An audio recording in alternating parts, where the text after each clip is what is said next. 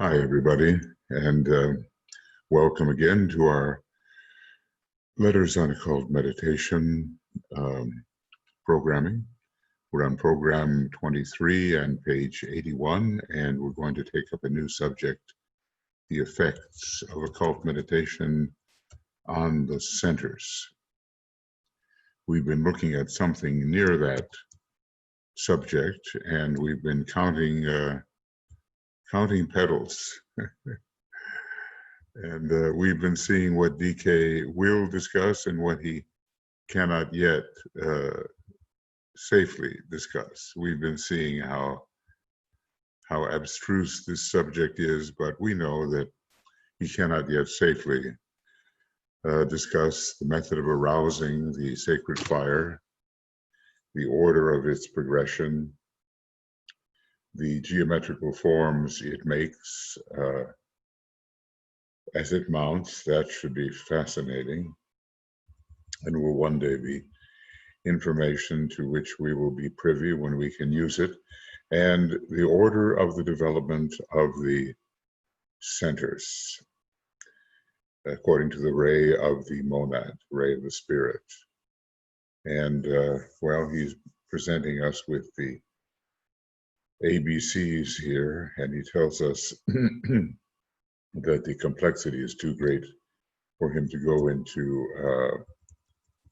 the kind of detail we might like to hear about. But then again, we have to question, what can we really use? You know, that's the issue, isn't it? What can we really use?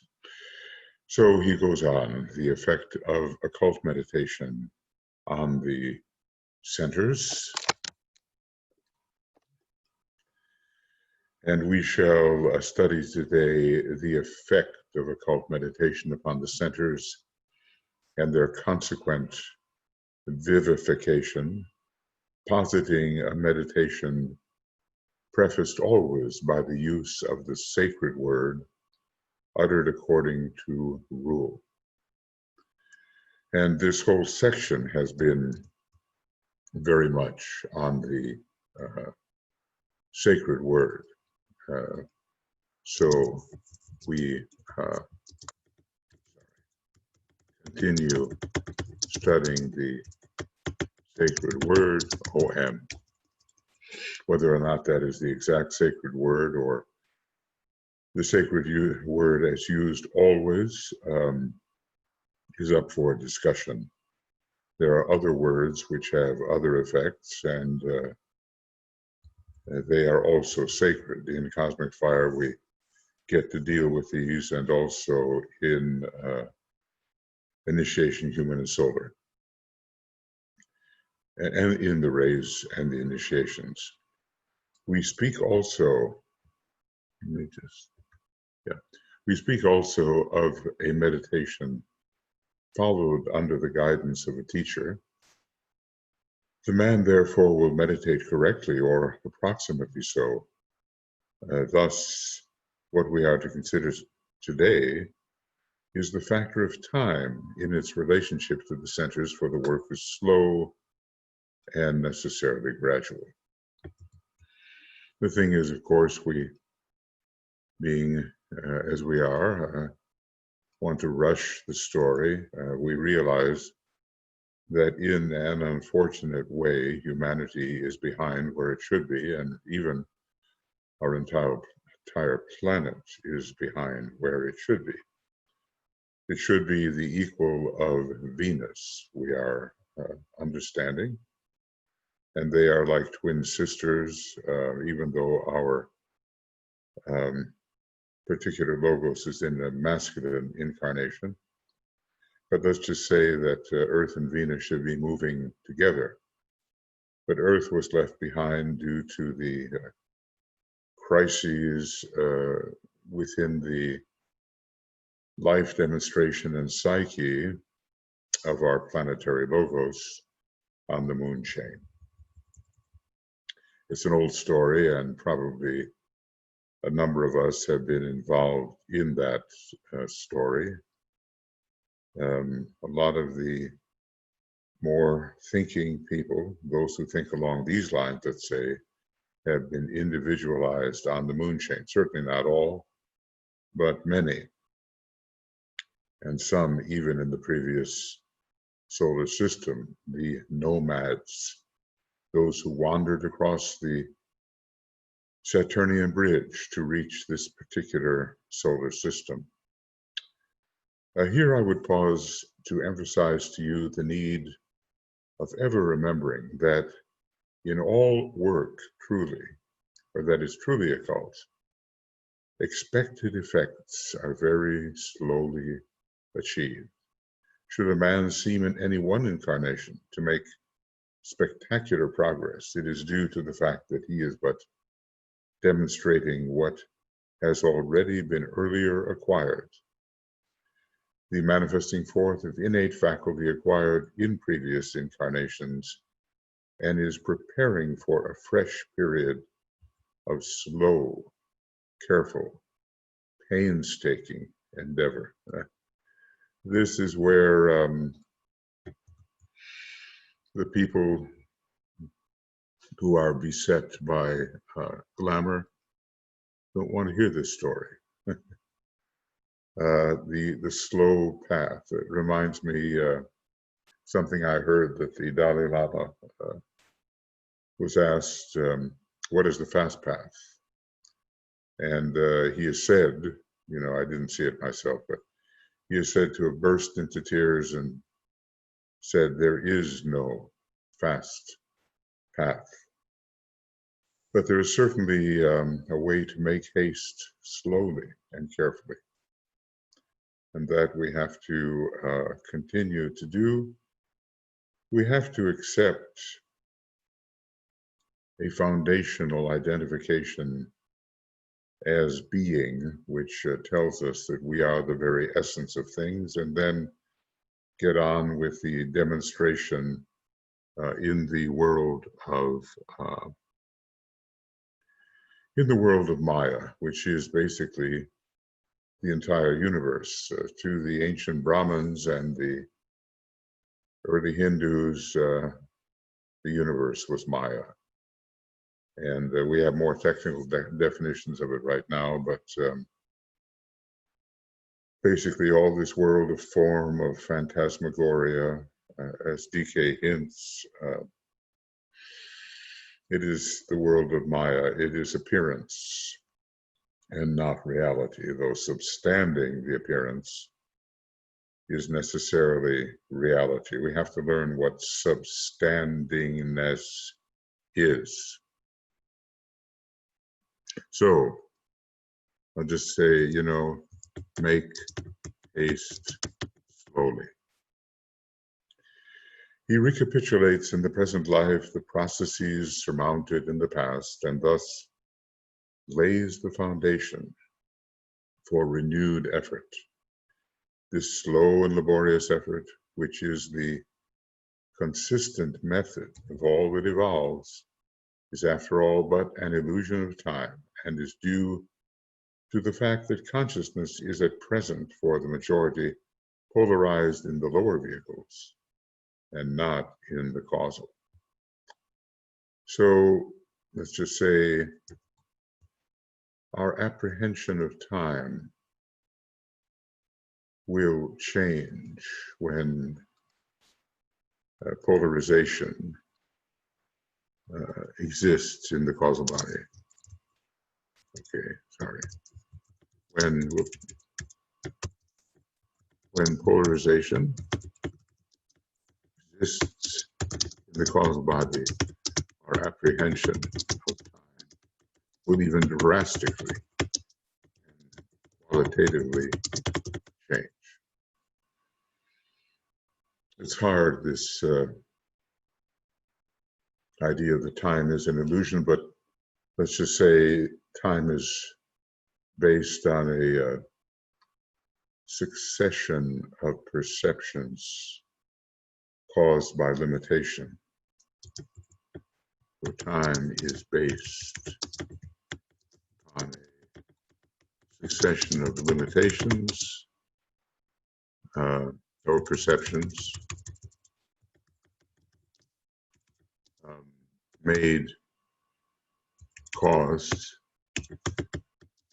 by limited scope of perception. If we did not have a limited scope of perception and could see everything simultaneously, then the sense of time would be drastically altered and would give way to a sense of timelessness. And one day, we can think about what it means for the super universal deity or absolute deity, which we are, to register absolute infinitude simultaneously. It's a big thought and dispenses with the usual sense of time. The states of consciousness succeed each other apparently slowly. That's it, you see, the states of consciousness. I.e., of limited self-perception, because there's nothing else but the self to perceive. The self can only perceive itself. There is no other. The states of consciousness succeed each other apparently slowly, and in their slow progression lies the chance for the ego to assimilate the fruit of these stages. So let's just say the normal sense of time is the opportunity, or provides the opportunity for assimilation.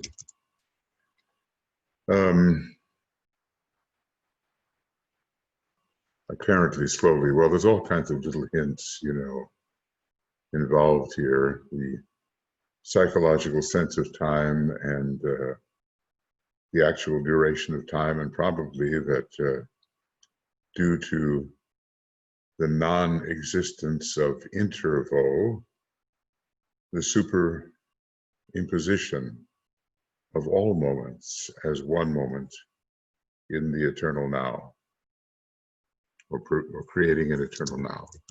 Note the possibility of creating here or recognizing the eternal now. And I put it there in its sort of supra-universal mode. Yeah, super-universal mode.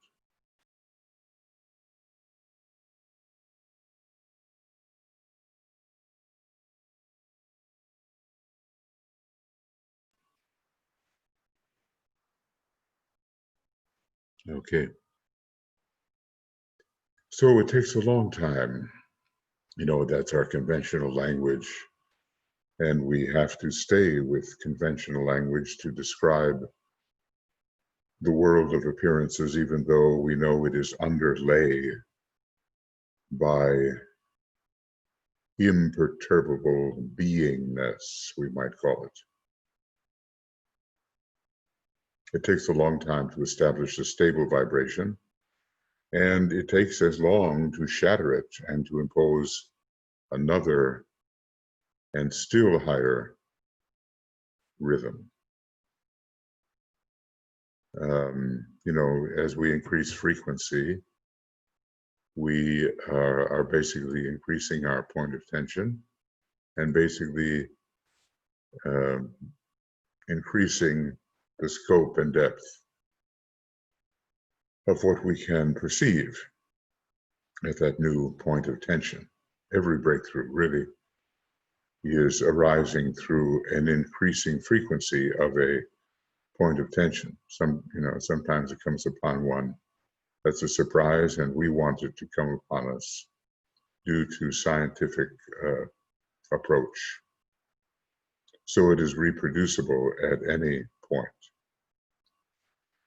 growth is one long period of building in order to destroy, of constructing in order to disorganize later.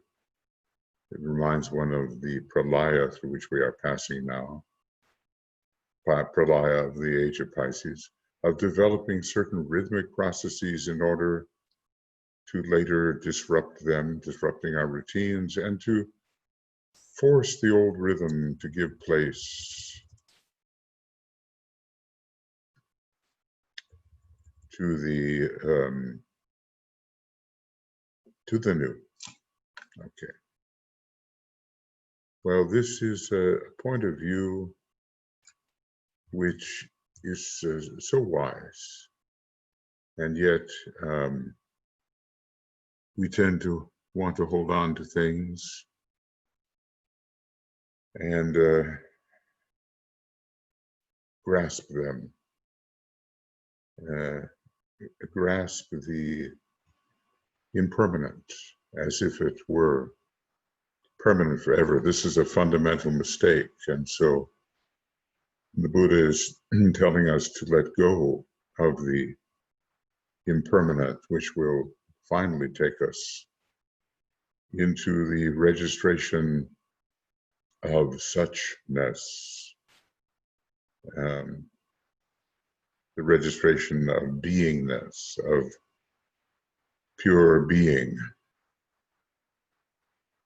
And as I've often said, keep the heart open, because in the heart and in the series of hearts, which includes the egoic lotus and the monad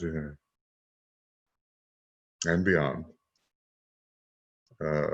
lies the possibility of registering being and form simultaneously. What the personality spends many thousands of lives in establishing, and that's even before there is a strong sense of personality, because that takes a while to have a sufficiently integrated personality to really register oneself as a personality. What the personality, and he capitalizes it here, spends many thousands of lives in establishing is not going to be lightly altered when the ego,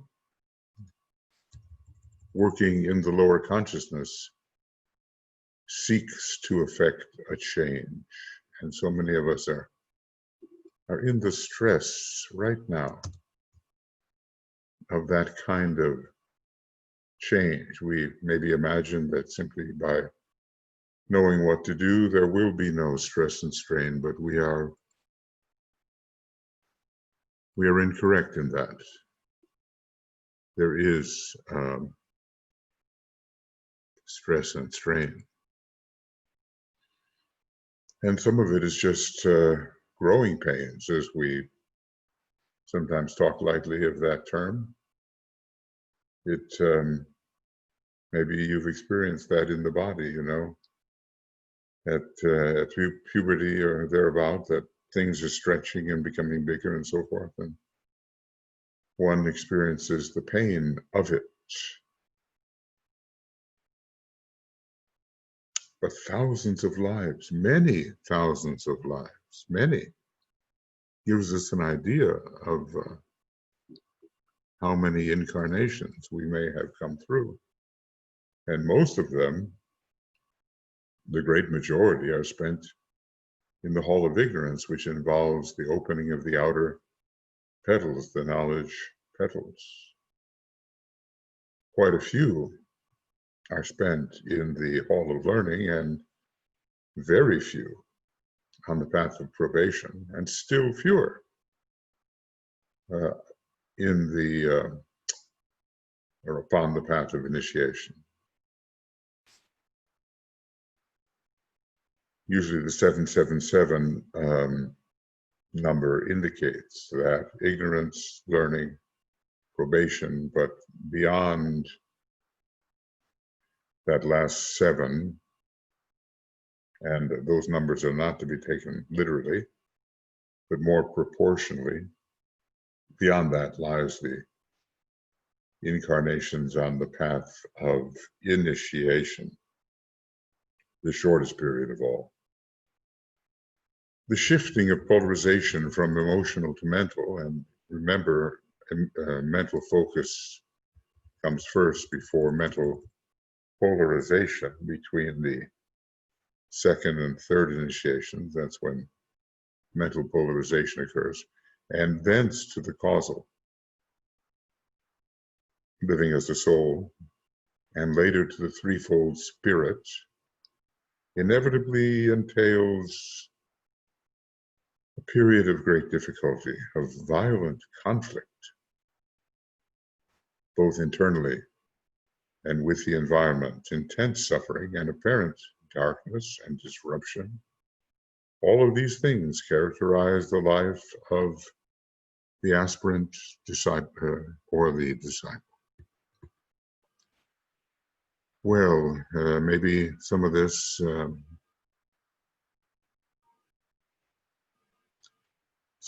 is simply because of the planet we live on, you know, and its kind of reputation as the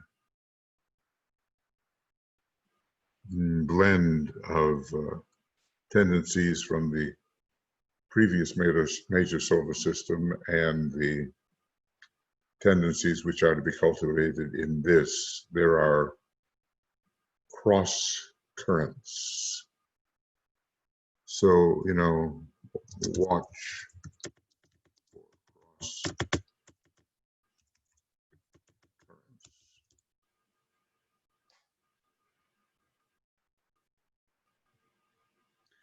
We have to be used to this, and we have to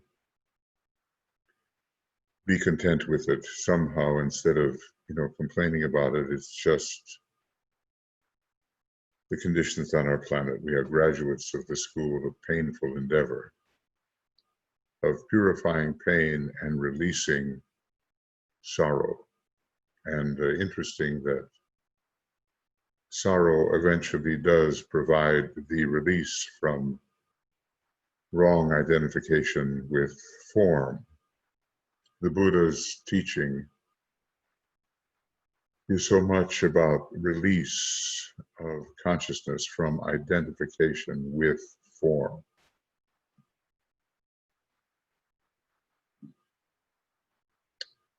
What causes this, and why is it so?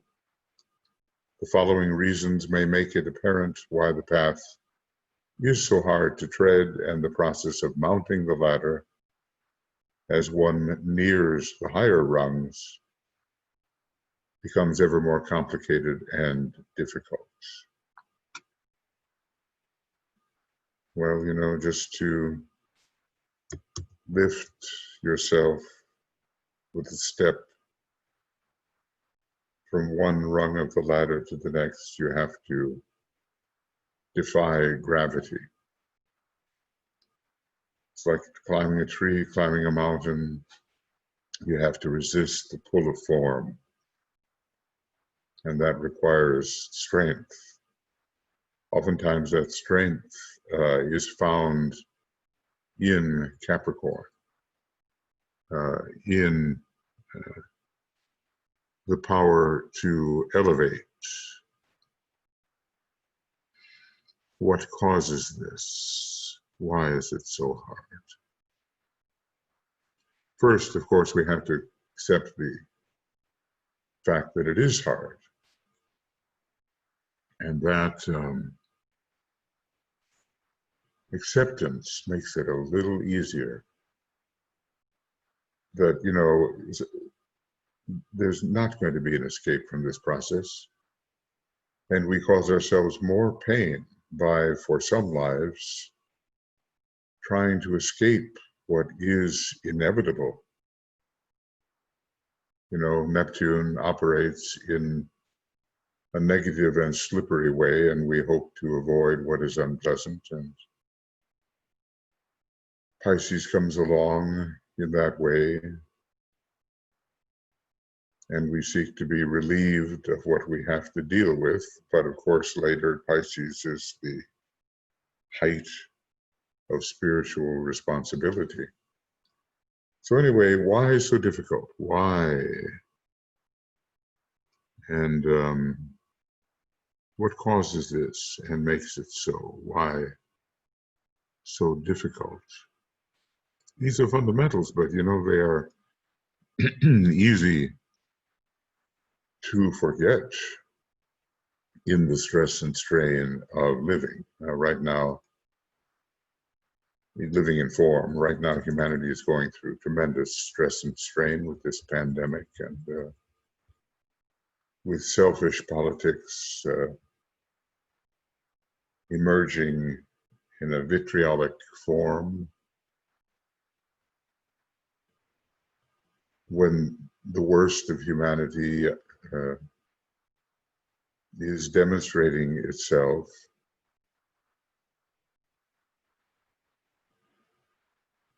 at the threshold of something better. You might say when the dweller on the threshold is throwing itself at the aspiring inner disciple who has to contend with the integrated personality he has built. I mean, I don't want to say that that aspiring personality is the integrated personality. I mean, the aspiring disciple is not the integrated personality. That is what I want to say.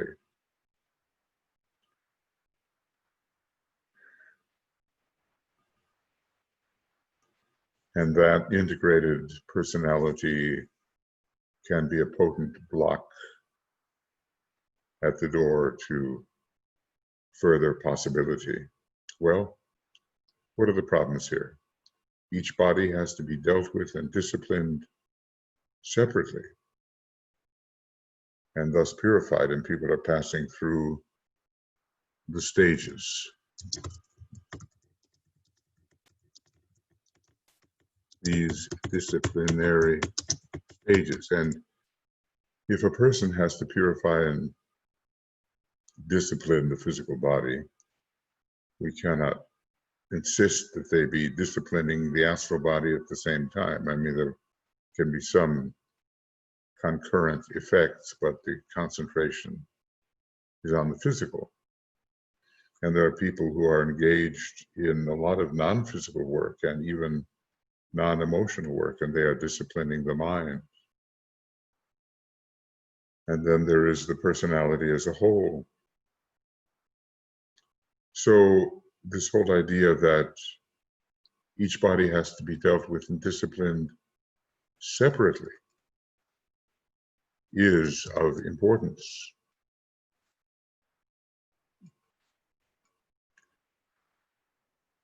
That's where the concentration goes. And, you know, you see it maybe in sports, you know, in gymnastics. You see it in all kinds of competitive attention given to the physical body. You see it in weight training, you know, there's just so many ways in those who look for a purified diet and spend a lot of attention, Virgo-like, on that kind of purification. It's not to say it's wrong, it's only to say that many disciples have reached beyond that point and maybe are wasting time by going over again something that should have been handled earlier. Each body has to be readjusted and aligned. Each body has to be subjected to a polarization. Let's just say a higher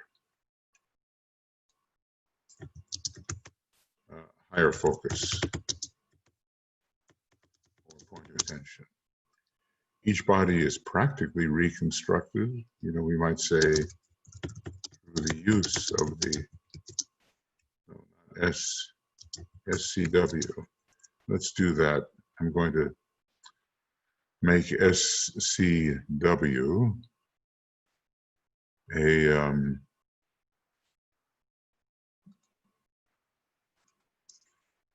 SCW, and it's going to be a sacred word.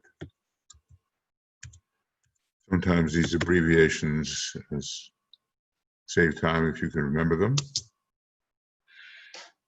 So practically constructed by through rejection and injection of matter of a higher quality. Each subplane above the fourth, for on the fourth, the life of the aspirant starts, has to be dominated, and we do remember, I think, that the path of probation is ruled by the fourth ray and the sixth. So certainly here at the fourth, we're entering at the fourth subplane. We are entering the apparently etheric portion of any of these systemic planes. Even though the maps are not complete, each center has to be gradually, carefully, and scientifically awakened. Its revolutions have to be intensified, its radiations electrified, if I may borrow that term, and apply it to the centers, and its force must demonstrate through the higher dimension. So this is, should we say, expert cultivation, hopefully under the supervision of a present teacher, present and accessible teacher. Each center, etheric center, has to be magnetically linked in full alignment. Simple linking is not enough. There has to be the possibility of the flow through alignment. It's like setting up a resonant connection to promote flow.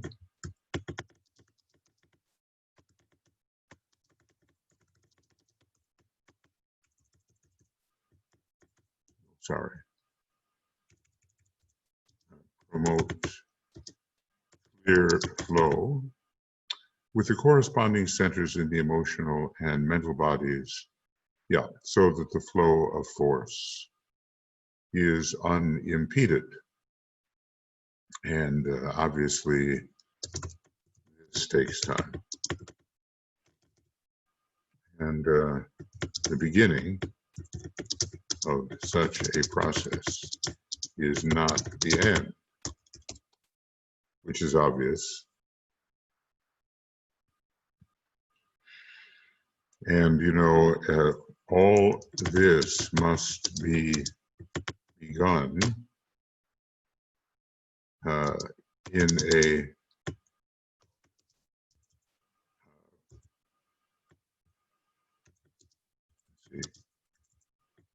qualitative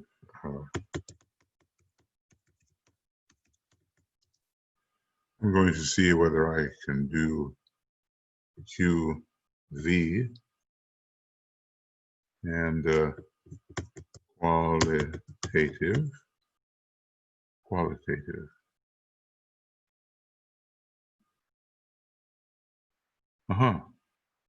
Well, that is exactly what I've got. All this must be begun in a qualitative manner and not through manipulation, except under the supervision of a trained and accessible teacher. Each center has then to be awakened afresh by the sacred fire, awakened afresh. It is already pulsating. Till the radiations, the velocity, and the colors are keyed to the egoic note, and the angel of the presence knows these details. This is part of the work of initiation and in the ceremony, the keying up is occurring. Well, that's a lot, isn't it? So each center awakened afresh.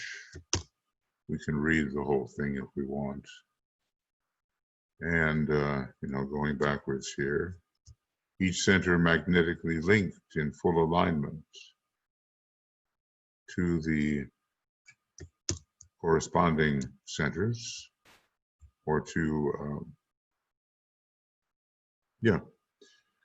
the centers as found in the other vehicles, to which attention is hardly given because it's hardly known. And I'm just putting down part of it. Each center has to be gradually, carefully, and scientifically awakened. Each subplane has to be dominated. The masters have not dominated all subplanes of the etheric portion of the triadal levels yet. Each body is practically reconstructed. Each body has to be subject to repolarization, a higher focus point of tension, and the center of polarization being transferred from below to above.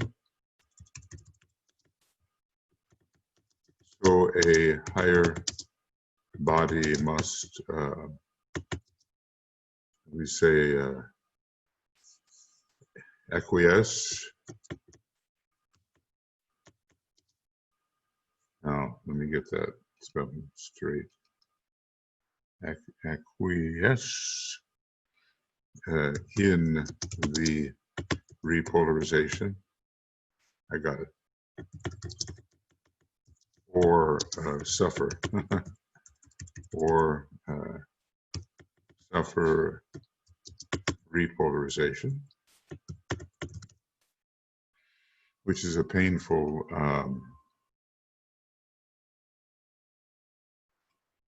repolarization. Each body has to be adjusted and aligned. Yes. So many factors, and each body has to be dealt with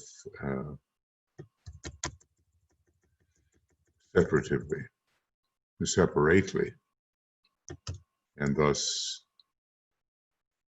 purified. So, what's all this talking about?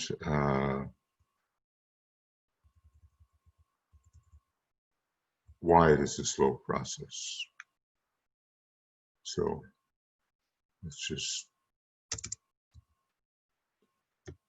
So all this below tells us why we are dealing with such an apparently slow process.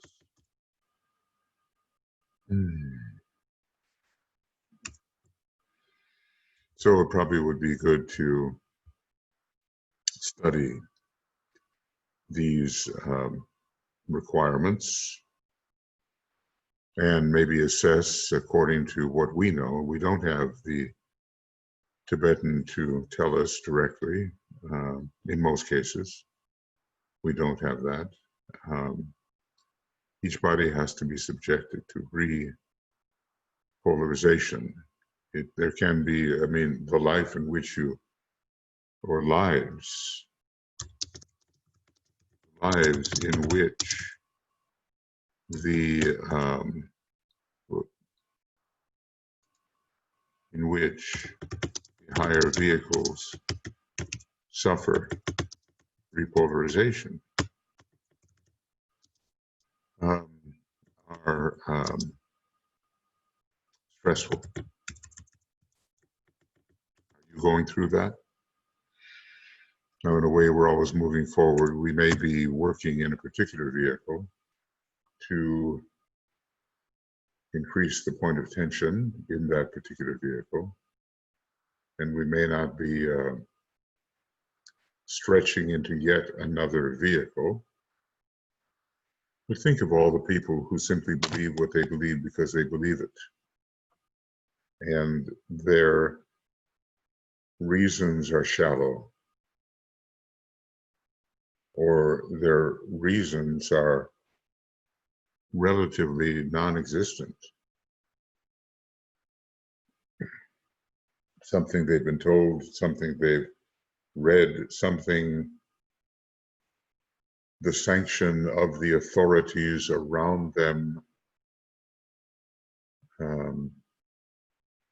approve, or let's put it another way, that the authorities sanction those points of view and say, yes, this is what to believe, and thus they believe the authority, even if it's the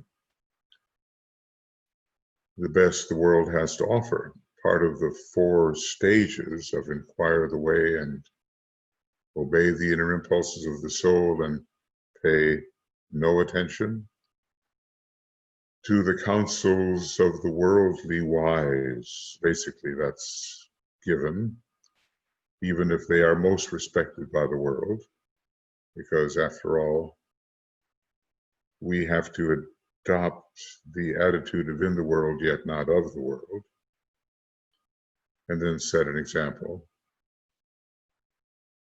So what seems like worldly wisdom sometimes is just not suitable. And, you know, we're dealing here maybe under Gemini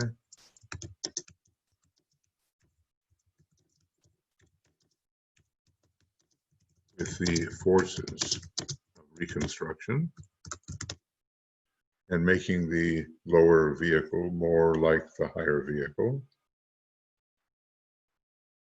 And then being able to manage the energies on the different subplane levels, and they are all different with different types of cities, and each center has to be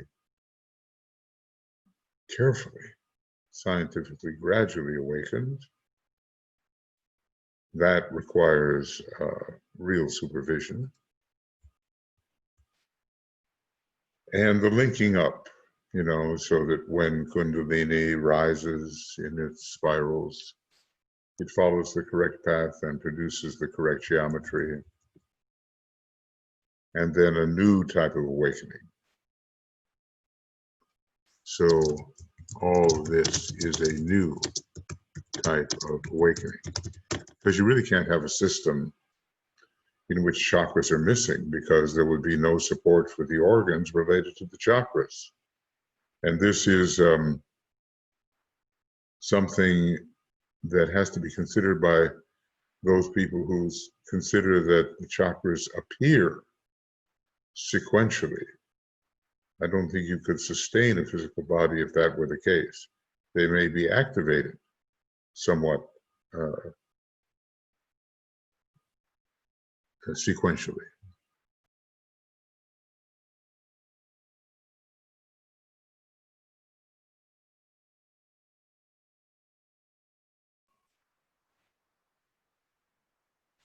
Okay.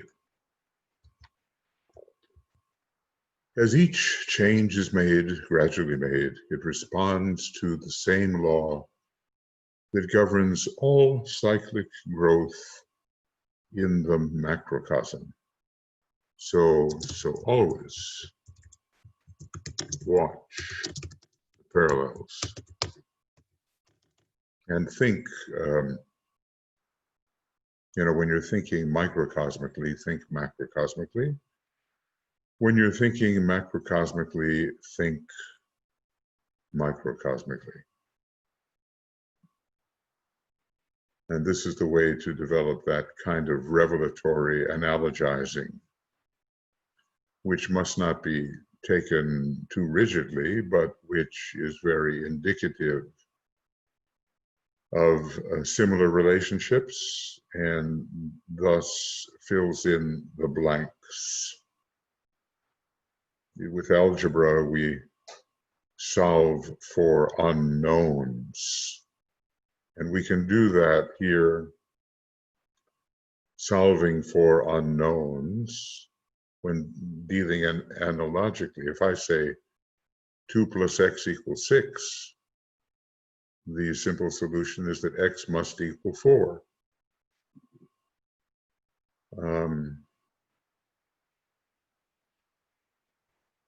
So that is solving for unknowns by using what is known. Okay, so these are the macrocosmic issues here.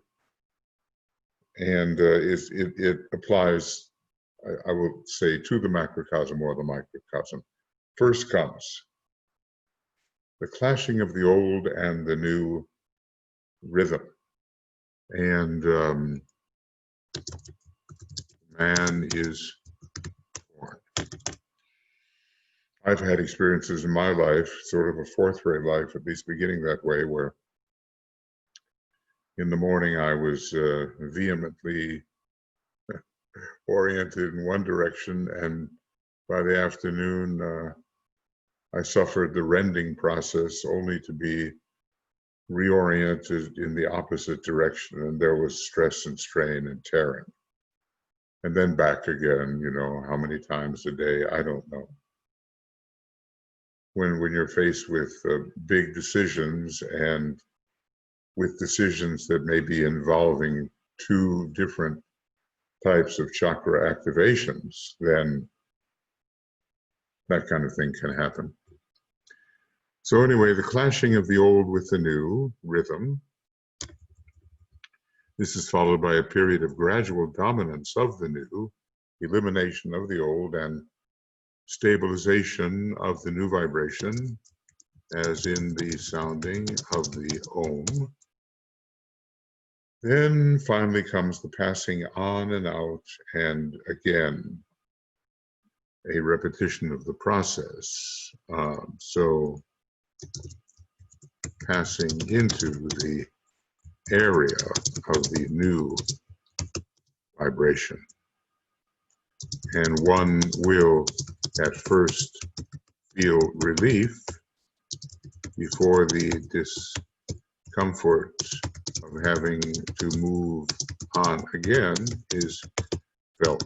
I mean, I think maybe everybody knows when they outgrow a situation. Maybe people are in marriages and other jobs and other temporarily confining situations, and something is growing inside, and one has to move on. I had a friend, now passed on, who was a counselor, and she basically said, well, X, Y, or Z has chosen to die in the marriage. And of course, there was something there that was not only physical, it was psychological. Right.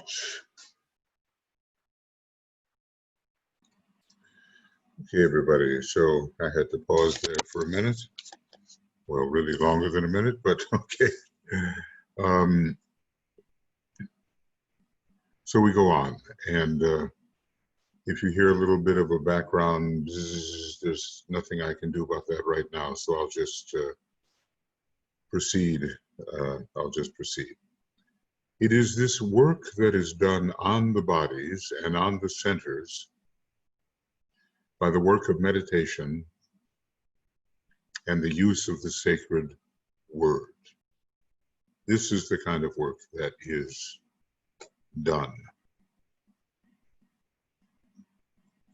And we do progress in polarization through various centers.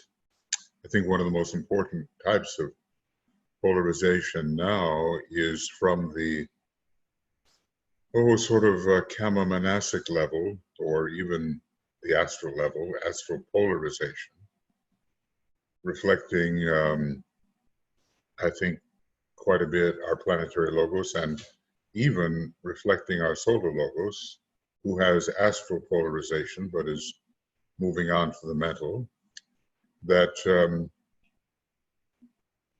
this kind of work is necessary when it comes to humanity moving forward and up into a more mental focus, at least, and a widespread educational approach will be of value there, and the internet should help tremendously.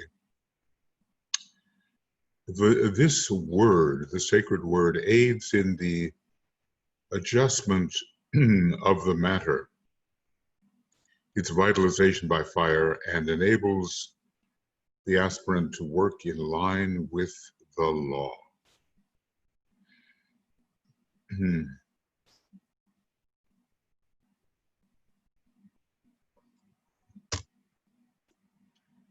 So the use of the sacred word in the right way, with the right kind of thought and the right kind of concentration, not just a casual sounding of the word mindlessly, but something, you know, quite focused,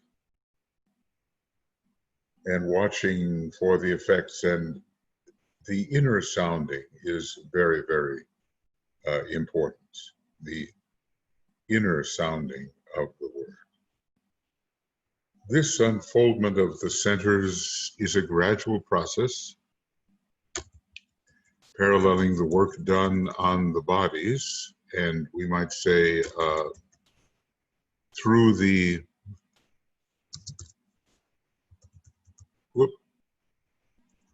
not that. Okay. There we go. Sorry for these little necessary moments. So paralleling the work done on the bodies through the permanent atoms as well, and refining of the vehicles, and the slow development of causal consciousness. I think, you know, in all things here, Master DK is counseling patience and the slow approach, in which lies safety and right developments. Okay, now some concluding remarks. Let's see if I can go on with them.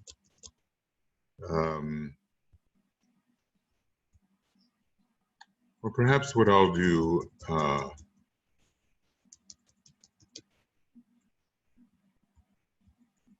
yes, I think I'll go on just a little bit with these concluding remarks. I may not finish this. I may have to finish it in the next program. In concluding this division upon the use of the sacred word in meditation, I would like to indicate certain things, though more than a hint is not possible. Yeah, you know, that's, we have to be intuitively alert.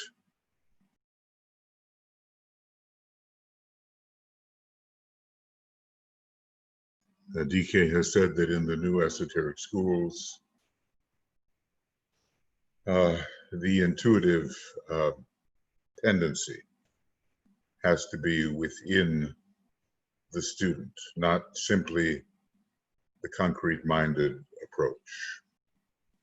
Okay, this matter, this subject really here, has been difficult for you to comprehend, and I fully realize it. The difficulty lies in the fact that so little can be safely said, that the real use of the word is one of the secrets of initiation and may not therefore be divulged, and that what little can be indicated is of small value to the student apart from the wise attempt to experiment, which experiment must be carried on under the guidance of one who knows. All right, these are the difficulties, and why we, I think, really need to study this repeatedly and with care. It's been a while since I've read this book, although references now and then will always appear, and I certainly agree regarding the difficulty of the subject and the fact that it takes a while to really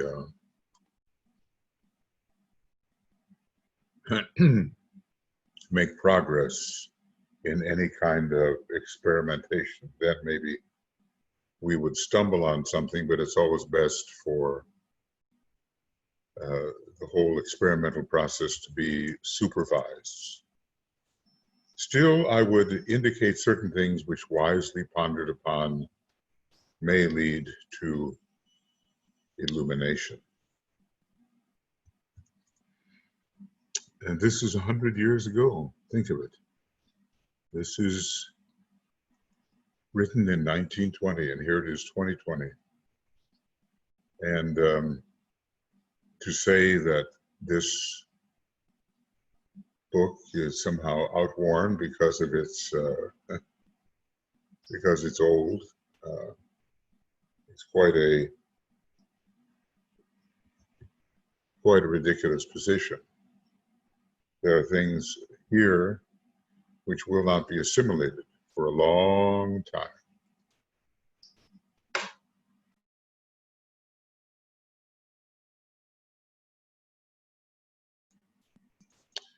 When meditating in the heart center, picture it as a golden lotus closed. And when the sacred word is enunciated, picture it as a lotus slowly expanding until the inner center or vortex is seen as a radiating whirlpool of electric light, more blue than golden. It probably puts us somehow in touch with the attenuated energy of the blue logos. I tend to use that word attenuated because it has a transformational meaning, a downwardly transformational meaning,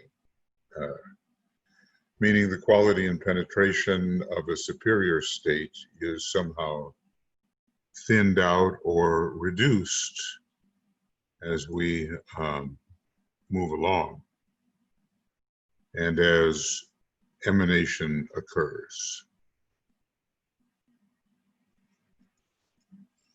Build, this is, I think he's going to tell us the story of the master in the heart here. Build there a picture of the master in etheric,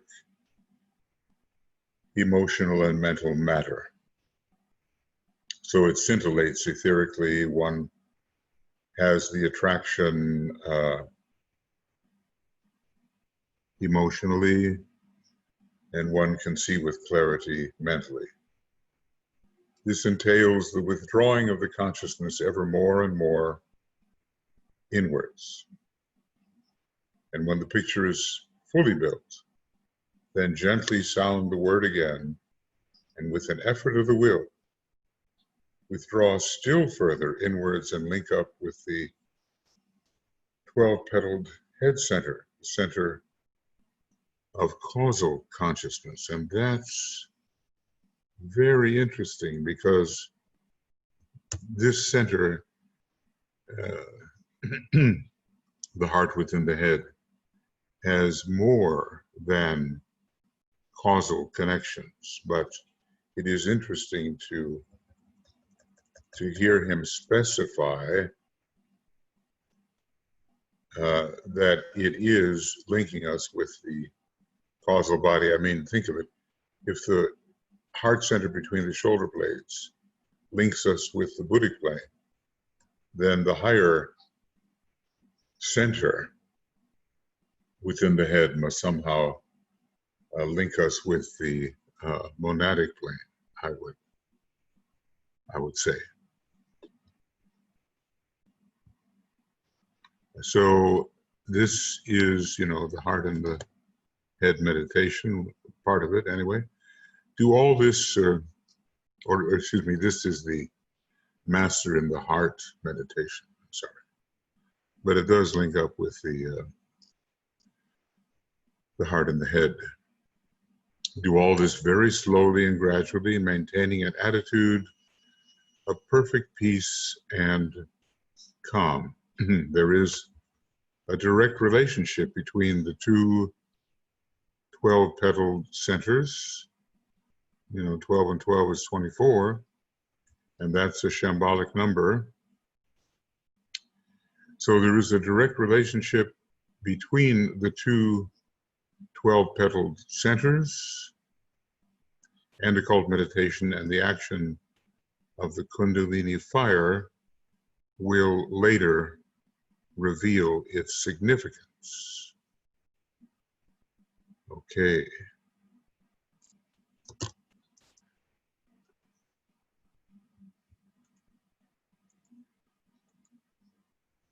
I don't know where one feels the response more, whether in the heart center or whether in the heart, in the head center, or some combination of the two.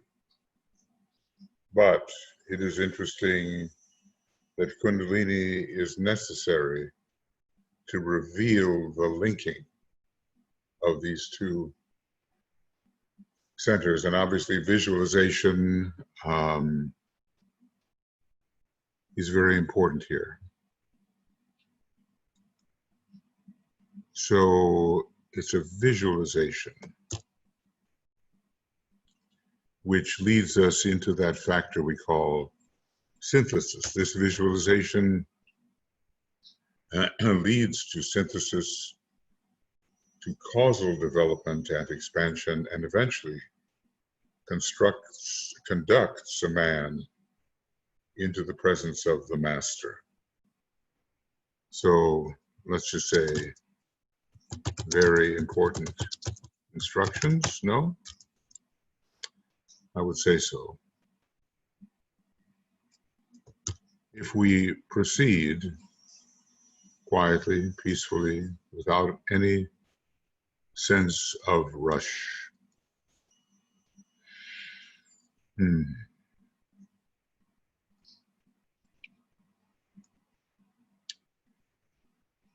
These are the techniques that substand or promote certain states that we talk about all the time, such as synthesis, such a word, so often simply used without full understanding. We talk about it. We know it's desirable. We know the law of synthesis is a great first-ray law with a second-ray component, I would say.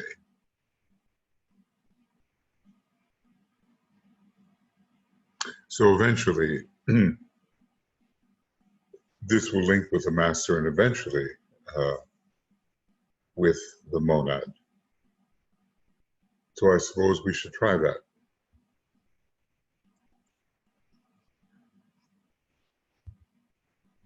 And I'm going to make this a little bigger.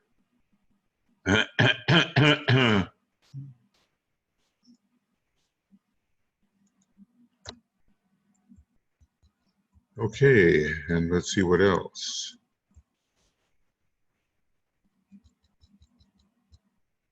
Well, there's quite a bit here, but I think maybe we can come closer to reaching it. The solar plexus is the seat of the emotions and should not be centered upon in meditation. At least not at the stage where the advancing aspirant, probationer, disciple finds himself or herself.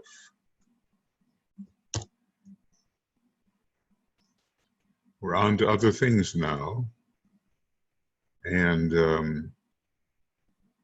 we must not be caught in the old Atlantean emotionalism, because the solar plexus can be such a seat for glamour.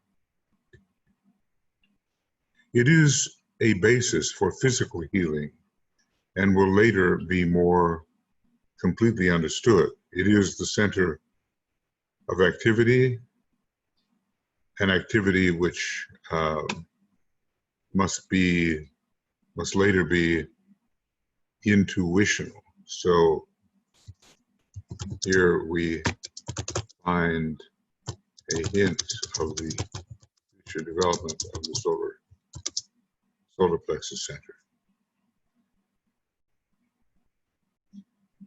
There are all kinds of hints regarding healing, and the master DK has such a wealth of understanding there. So I do believe his externalization will carry much of the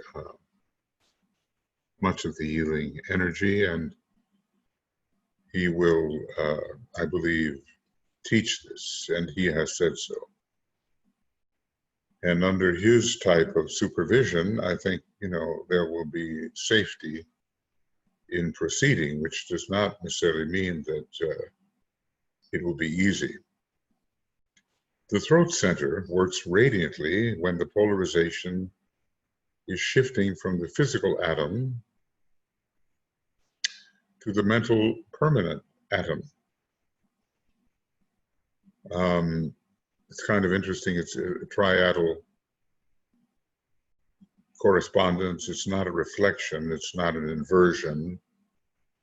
The mental permanent atom is the lowest of the triadal permanent atoms, and the physical permanent atom is the lowest point in the atomic triangle. And all of this was dealt with earlier. Now,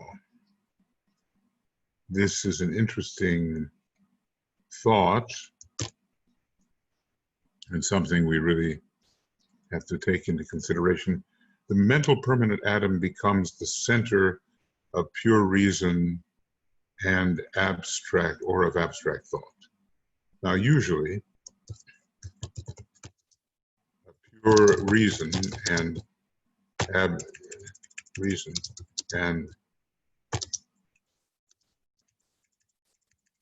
abstract thought are not equated. The pure reason we search for is found usually in reference to the Buddhic claim.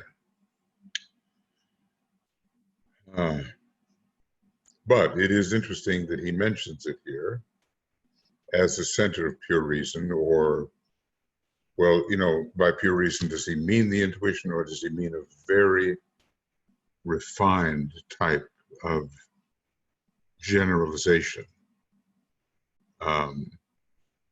So what, in this context, does DK mean by pure reason? Maybe more what the philosophers usually mean, because I think there are plenty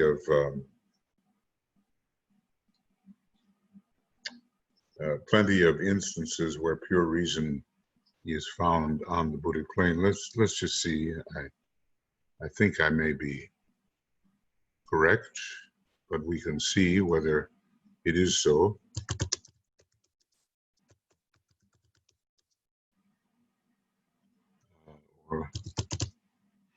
Here is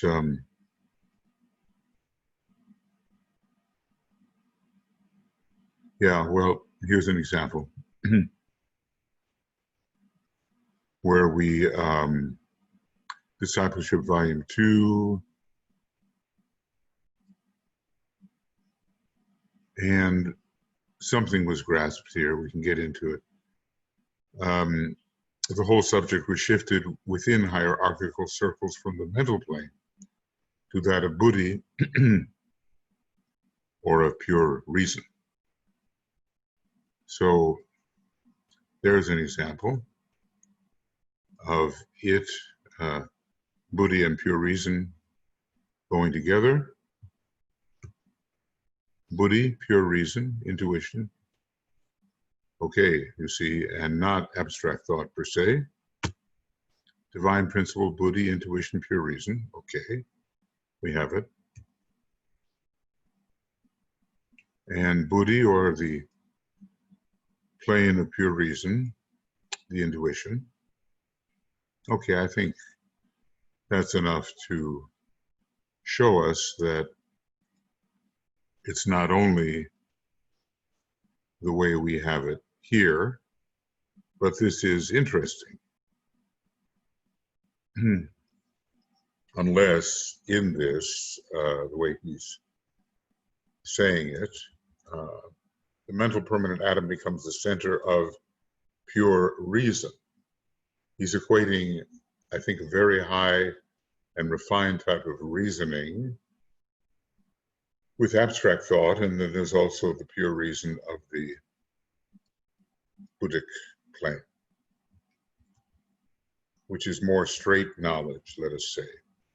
Then comes the time in the development of consciousness when the emotional force, which governs so many, is transcended and superseded by the force of the higher intellect. Okay, so does this, in this context, mean higher mind? It often marks a period when a man is swayed purely by reason and his emotions do not control him. Maybe some of us can remember a recapitulatory time when this was the case in this incarnation. This may demonstrate in the personal life on the physical plane as intellectual hardness. Well, I think I remember a time when it was so for me. And I was determined to keep everything on the level of the mind, which for an opera director was a hard thing to do. Anyway, later, the emotional permanent atom gives place to the intuitional. And pure intuition and perfect comprehension through love is the motive power, with the faculty of reason added. So now, in a way, this occurs after the fourth initiation.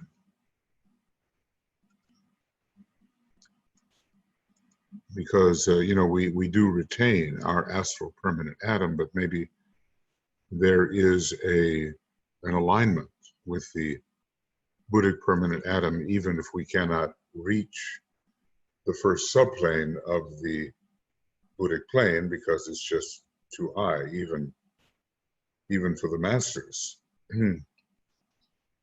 So it all depends on what we mean by gives place to.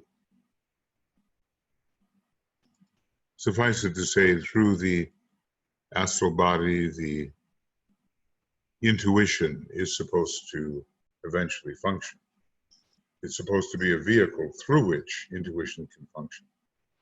And then the solar plexus is distinguished by the preponderance of the green of activity, for the emotional body is actively the agent of the higher and engenders but little of the rose of human desire. Well, there is one of those explanations that I think I managed to overlook. The green of activity.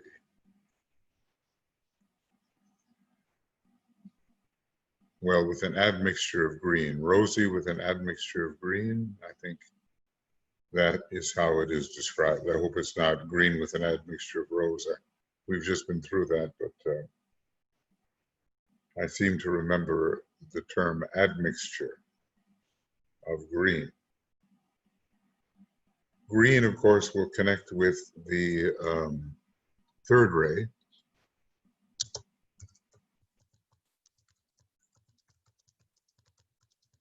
And pure reasoning in the sense of a subtle, abstruse type of reasoning.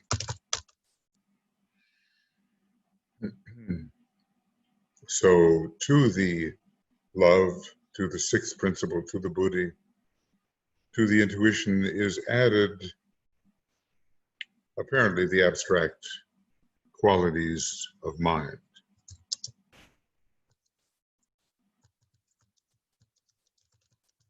Added to the straight knowledge of the intuition and the love, wisdom of the intuition.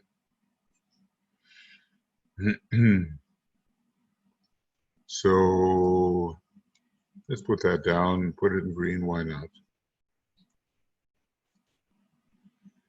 So the emotional body is actively the agent of the higher, and it engenders but little of the rose of human desire. Interesting that the color rose is so powerfully found as a color in the causal body of man.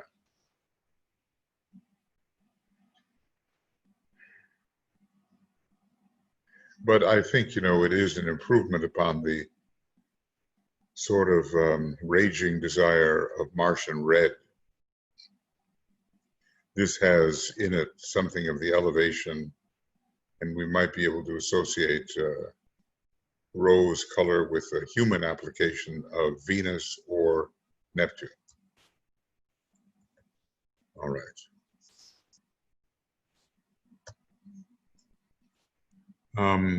In the whirling of the force through the vortex, which whirling forms the petals of the lotus, it will be observed that certain petals predominantly stand out, and each center demonstrates one particular type of cross, with the exception of the two head centers, which are the synthesis of the lower crosses.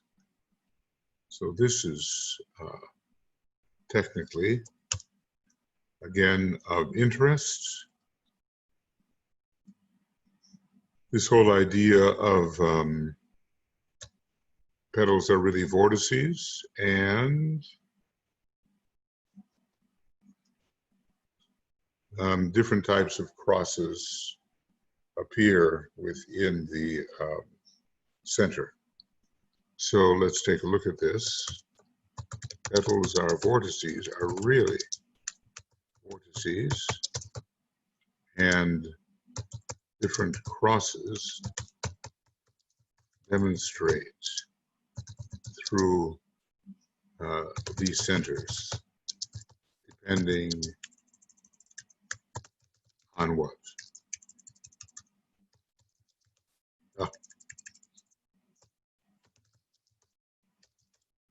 The four-armed cross of the third logos is found at the base of the spine, and the cross of the fourth or human hierarchy in the heart. Now, this is really an occult piece of information. So,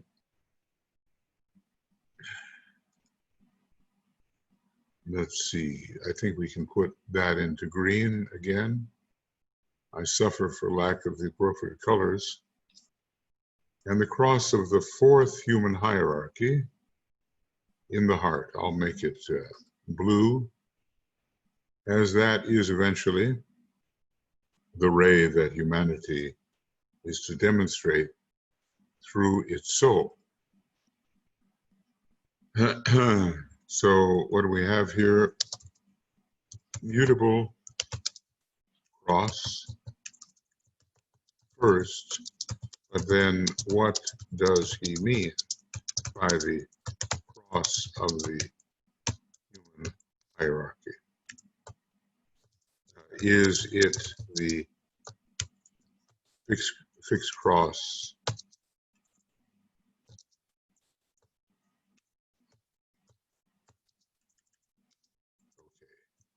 you win. Fixed cross symbol.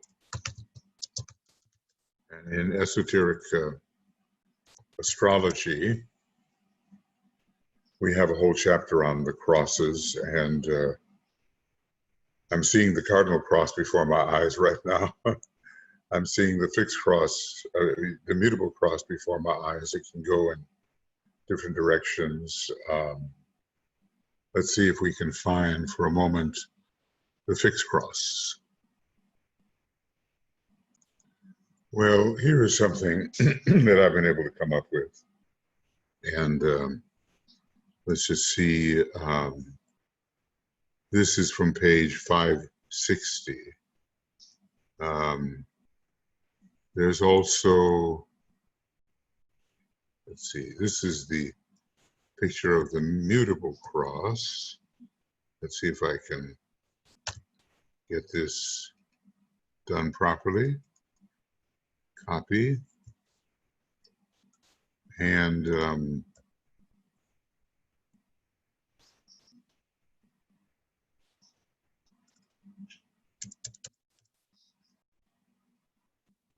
this will be one of those paste specials.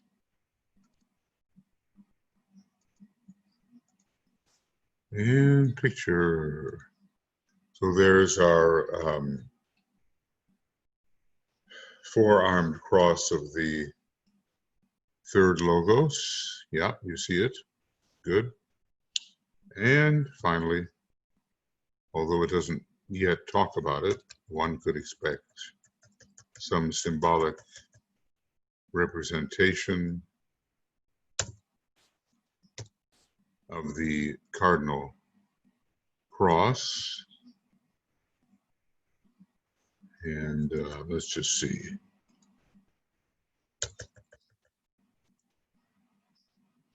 Okay, and here we have home, paste special, and picture, and this is the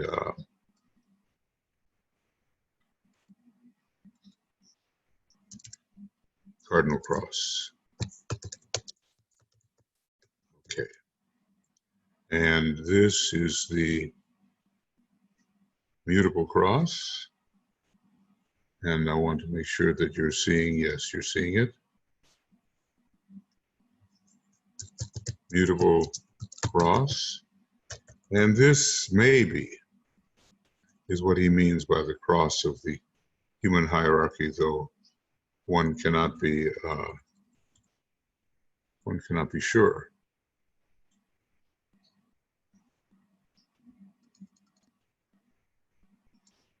But anyway, this is apparently the one we're looking for.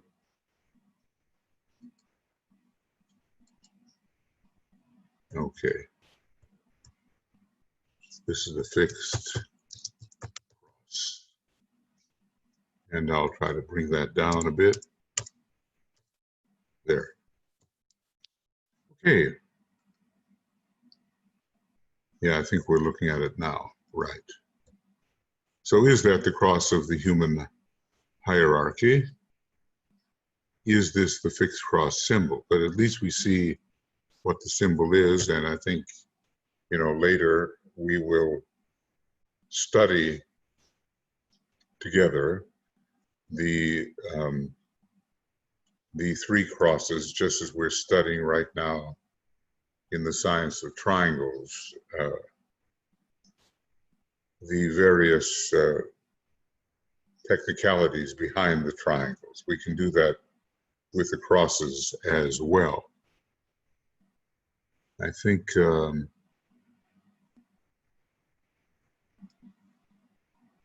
have to be a little careful here because the sun is coming in strongly. All right. Now let's go on.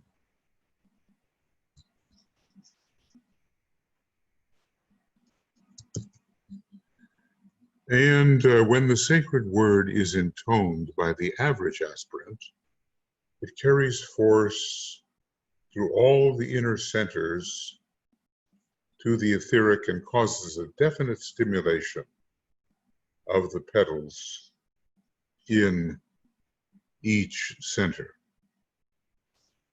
So this is something to have in mind when we are sounding that Om, but qualitatively we have to think of the fact that it is a soul note and a synthetic note. If the lotus is only partially unfolded, then only some of the petals receive the stimulation. The stimulation creates a vibration, especially in the center in which a man meditates, the head or the heart, which causes reflex action in the spine and down to the base. This is not in itself sufficient to arouse the fire. That can only be done in due form in the right key and subject to certain rules. He's not going to tell us, but perhaps the key relates to the ray of the soul, or the ray of the monad, or some combination of both. As one might think of two notes in an interval and alternate between them.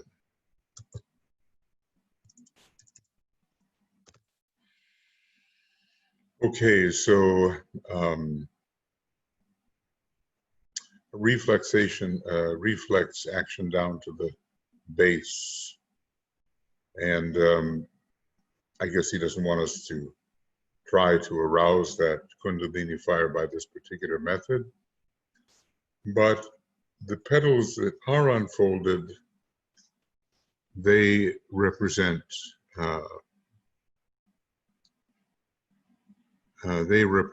the main focus when the Om is sounded, and they are the ones that produce the proper response. I'm going to just try to work in purple a little bit. It's quite dark, but if you make it bigger, you see more.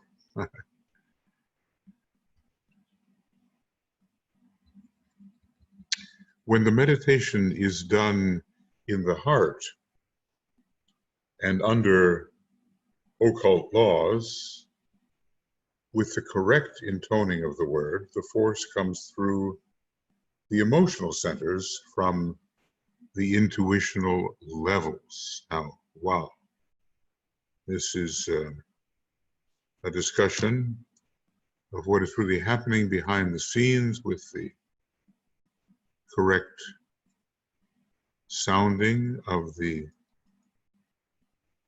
well, maybe it'll be just more visible to put it in the rose color. When meditation is done in the heart and under occult laws, and we have to say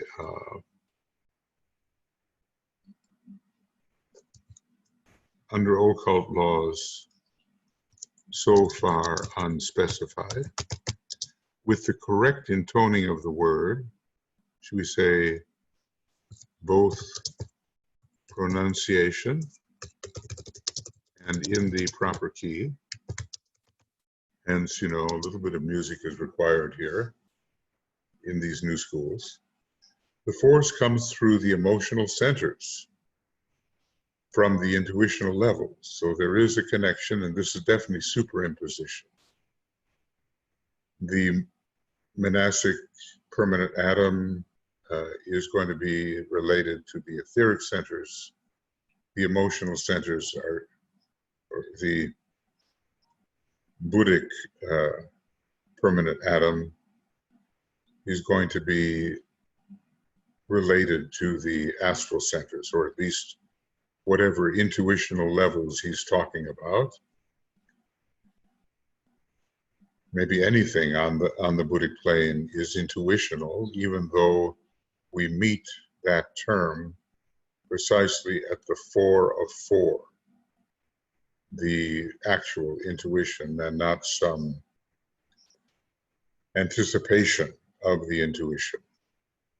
When it is done in the head, the force comes through the mental centers from the abstract monastic levels, and later from the atomic, which connect with the abstract monastic levels. And this gives spiritual intuition, and the one gives spiritual intuition, and the other causal consciousness. Well, maybe the spiritual intuition sounds like the sounding that involves the Buddhic or intuitional levels, and the causal consciousness, the meditation in the head. Now that is, you know, just think of it, really interesting. And so the one gives spiritual intuition and the other causal consciousness. So there is a hint here about how to achieve either one. A hint is given about how to achieve either of these two states or alignments.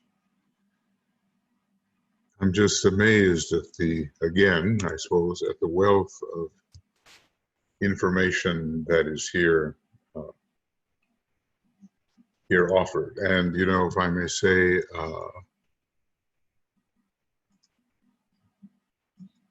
notice how the atomic does go directly to the monastic, and the monastic into the causal body. Atomic permanent atom, monastic permanent atom into the causal body, hence causal consciousness. And if we want to be successful in our meditation, we have to achieve centralization within the causal body. The advanced man is the man who is linking up the two major centers, head and heart. And how do we look at this? Maybe Vulcan and Jupiter. That's one way to look at it. And or Uranus, Neptune, and Jupiter into one synthetic instrument. That linking is really important. I remember I talked about the multiples of 4, and when you link solar plexus and sacral center together, you get a 16, which is divisible by 4, creating a 4 by 4, 4 times 4 multiple. But the 10 of the solar plexus is not a multiple of 4, and the 6 of the sacral center is not a multiple of 4, but together and functioning together they are. So one synthetic instrument and whose throat center vibrates to the same measure. So the third ray center is entrained or brought into activity.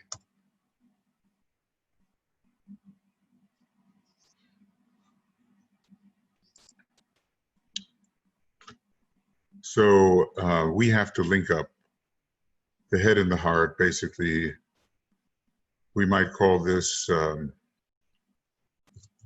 generally a first ray and second ray link up. Then you have will and love blended in harmonious service, and we might say that linking up is aided by Venus, and the lower physical activity is transmuted into idealism and altruism.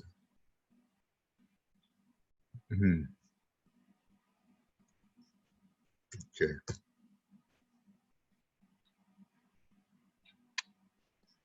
Love and will. And sometimes we find even modern books in psychology which are all about the linking of those two factors, which are really the linking of the hard line and soft line rays.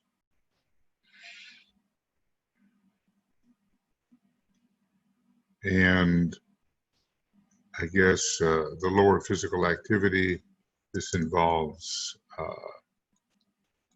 lower physical activity involving ray 3.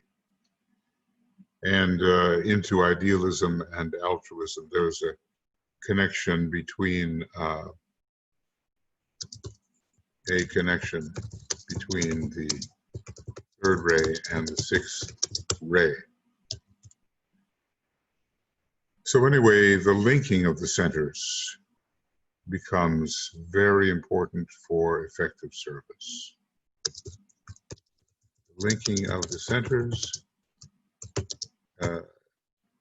very important for effective integrated service.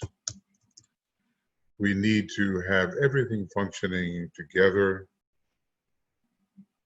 in the right rhythm, synchronously, without having the pushes and pulls and the conflicts and the frictions between the different approaches. Then you will really have a blending. So the blending produces an ideal harmony. When this stage is reached, the man is ready for the awakening of the inner fire. And by that, probably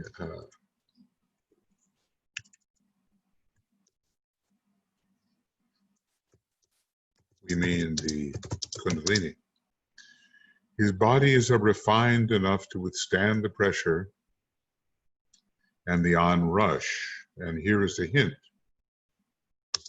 a hint re how this is experienced. They contain nothing dangerous to its progress, and the danger lying in inflammation. The centers are keyed high enough to receive the acquisition of fresh stimulation without a dangerous discrepancy.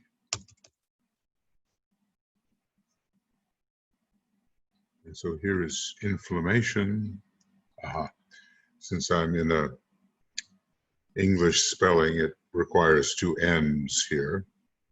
I have a mixture here of America and Britain. Can't decide which. When this has been done, the hour of initiation comes when the would-be server of humanity will stand before his Lord with purified desire, consecrated intellect, and a physical body that is the servant and not the master. And I think that this is speaking, this summation speaks to the third initiation, I think. So, the hour of initiation comes when the would-be server of humanity will stand before his Lord. Of course, it's ambiguous. It could be the Christ. With purified desire, consecrated intellect, and a physical body that is his servant and not a master. Let's just say all three bodies are mentioned, and hence the probability of the third initiation. But we have work to do, don't we?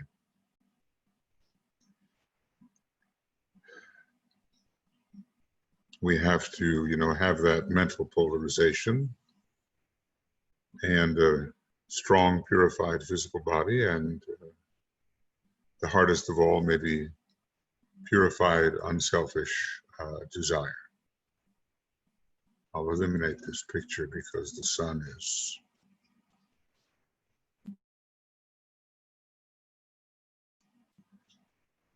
is too strong right now.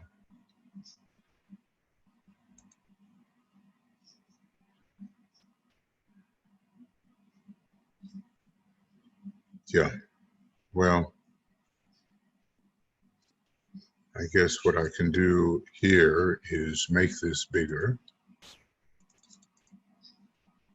and go to purple and purified desire.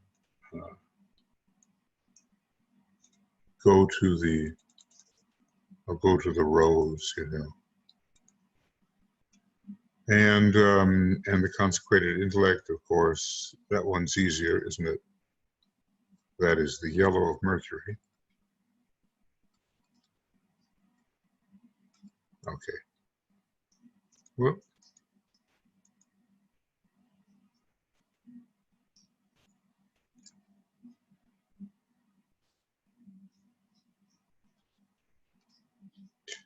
All right. Today we will bring this letter to a close. Tomorrow we will take up the dangers that confront the man who meditates. I will seek to point out what he must guard against and wherein he must move with caution. 100 years have passed since this writing. Many have been the casualties along the way through some kind of combination of drugs and meditation, unwise, super lengthy meditation and drugs. There's been a lot of damage done.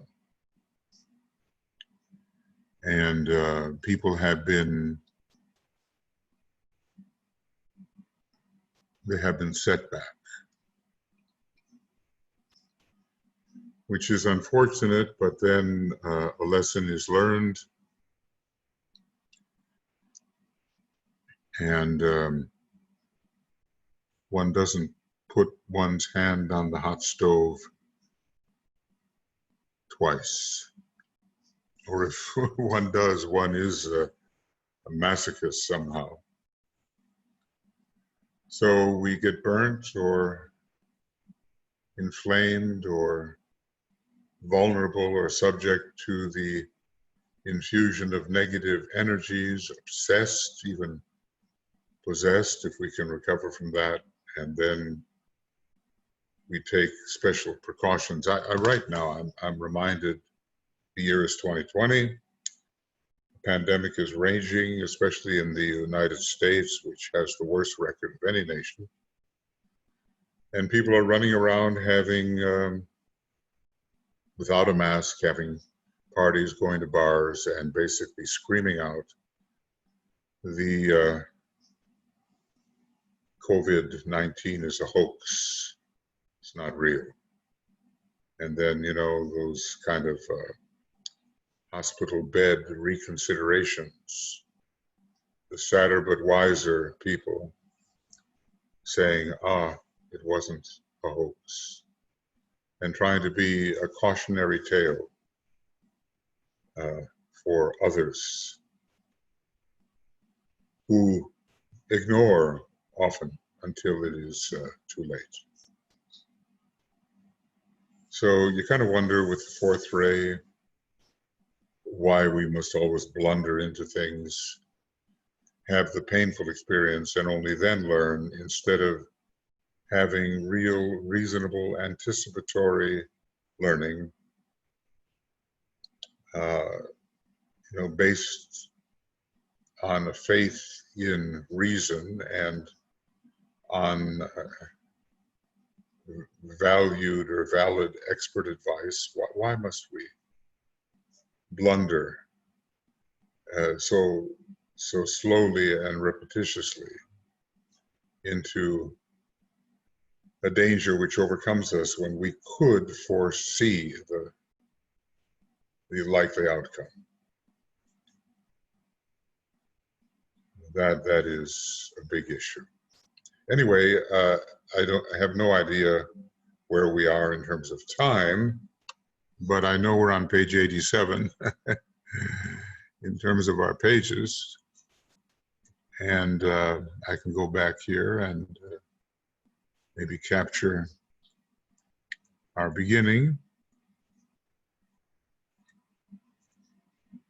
I try sometimes to do a bit more, you know. So 81 basically to 87. And today, instead of the XX, it is the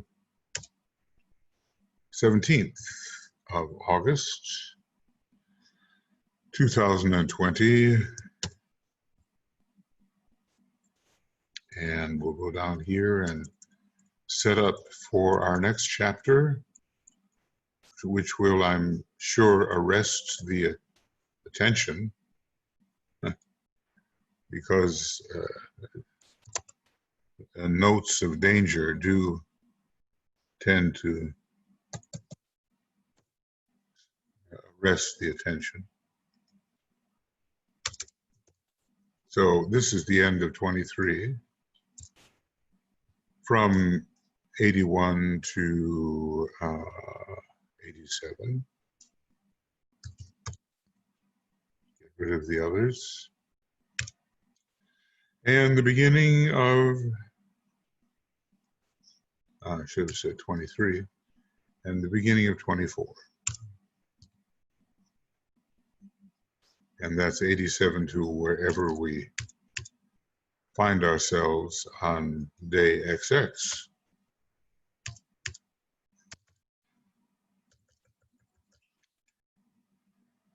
So friends, I'll just kind of wave goodbye to you here. There we seem to have a little less glare. And this is a chapter that, whoa, it goes on. 87 to 139. So no wonder the Tibetan is being so cautious. And they make their plans far ahead. 100 years of caution and more will be coming before the wise teachers in the flesh or in their Maya Virupa are accessible on the physical plane for the kind of supervision which is needed by most of the disciples. And we'll get into this. Okay. So thank you for attending. You know, I say to myself, well, you could just read this, and you will. And maybe some people would like to read without, let's say, the interruption of what I have to say about it. But at least it's like teaching a class. The reading can be done, but sometimes the teacher can amplify and connect and spread light through linking, Mercurian-like linking certain items of information. And then the overall experience is increased in quality. And that's, in a way, what I'm trying to do. Of course, I'm also learning a lot, because this method forces one to concentrate word for word. It also shows how much repetition is needed, because it's impossible at the moment to bring in everything, bring it into the memory, and in some way fix it in memory so that it doesn't fly away from memory. But then, according to the laws of association, you'll be reading something and something related will come up. And maybe in that relationship, there will be increased light. So we'll see you before long. And we'll go onward to program number 24. Certainly hope that's correct. I may have, sometimes in talking about these things, I may get my numbers twisted around, Yeah, I think that's correct. Okay, very good. We'll see you soon. And bye-bye.